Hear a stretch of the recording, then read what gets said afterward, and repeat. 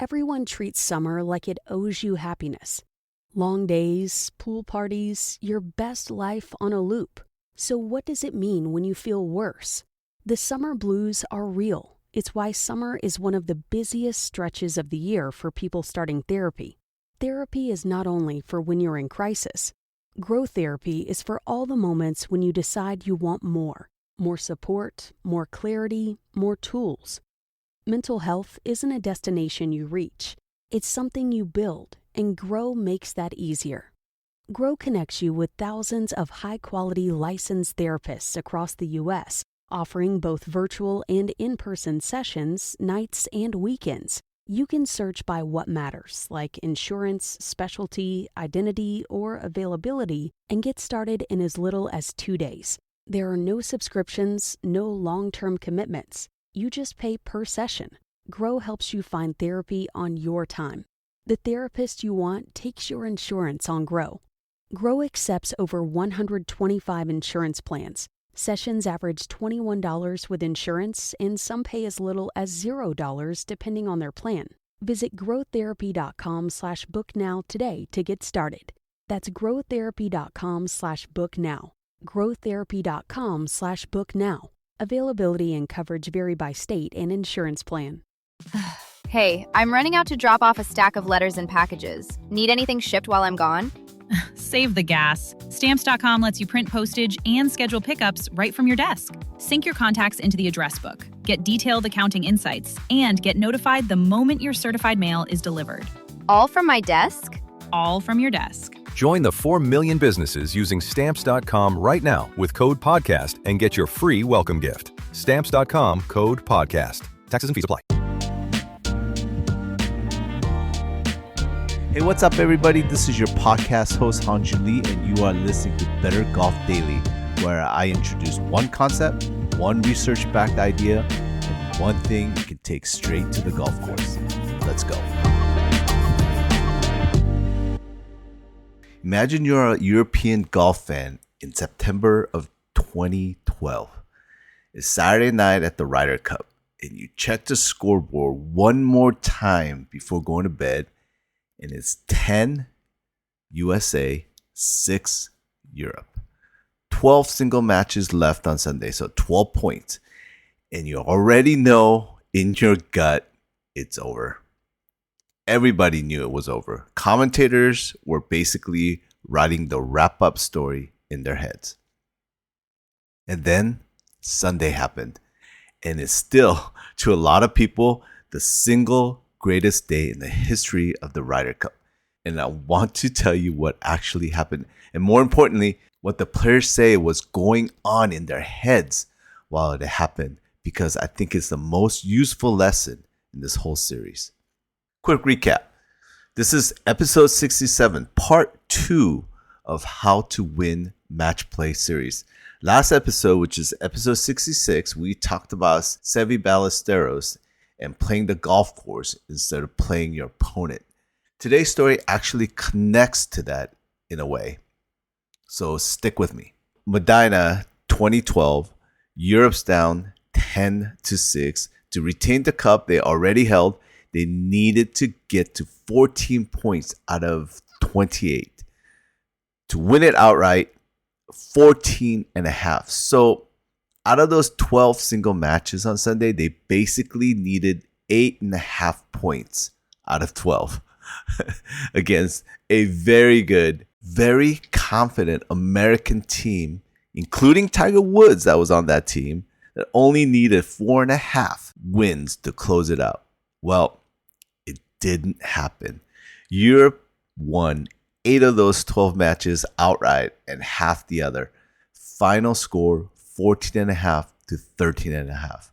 Luke Donald, Ian Poulter, Rory McIlroy, Justin Rose, Paul Lowry, Sergio Garcia, Lee Westwood, Martin Kaymer, every single one of them won their match. And then Francisco Molinari halved with Tiger Woods in the very last group to seal the whole thing. Here's a part that I really love. The European captain that week was Jose Maria Olazabal, who was Seve's best friend and basically his golfing soulmate. and Seve has passed away the year before. A lot of the players talked afterwards about carrying him with them that week, like there was something bigger going on than just the scoreboard. Now, every single one of those European players said basically the same thing afterwards. They weren't thinking about 10-6. They weren't doing the math on the whole deficit. Each player just had one job. Go win your match. Your one match against one person standing across from you. That is it. 12 separate battles, not one giant hole to climb out of. And that's actually backed up by a lot of what sports psychologists have said for years about performing under pressure. The 1 second you start doing the math on the whole situation, the whole deficit, the whole tournament, your brain checks out of the present shot and starts spiraling about the outcome you can't control anyway. The player who come back on that day weren't thinking about Sunday. They were thinking about hole 4, then hole 5, then hole 6. So here's what this actually means for you when you're down 2 with 5 to play against your buddy and you're starting to feel that sinking feeling. Stop doing the math.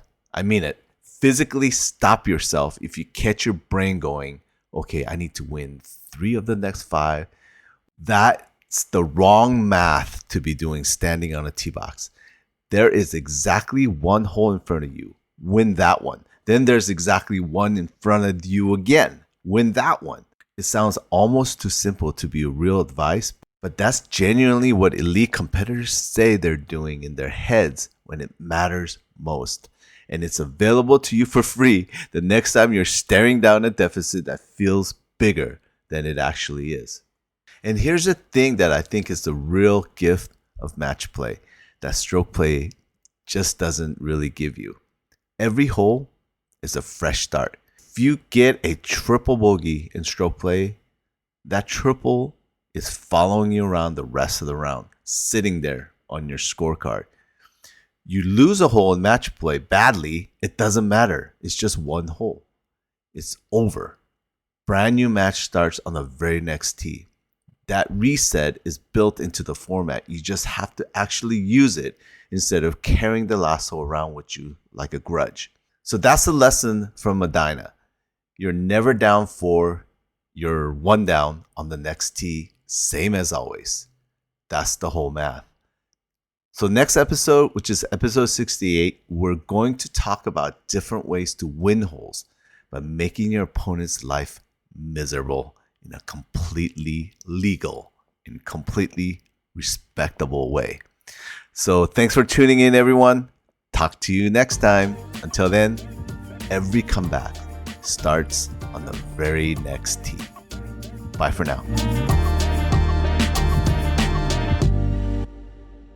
In business, there's no room for guesswork. Every shipment matters. Every deadline counts. When you're trying to keep operations running smoothly, the last thing you need is uncertainty. That's why reliability is at the core of USPS Ground Advantage. From the moment your package is first scanned in, it moves through a secure nationwide network, aiding in a timely and accurate delivery. You get near real-time tracking so you can keep up with your shipments. And with affordable upfront pricing, there are no hidden fees or surprise surcharges to throw off your cost sheets. It all adds up to predictable deliveries you can depend on. Because knowing your logistics are handled lets you focus on everything else: your customers, your team, and the future you're building. Visit USPS.com/groundadvantage to start shipping with confidence. USPS, official shipping sponsor of the NHL.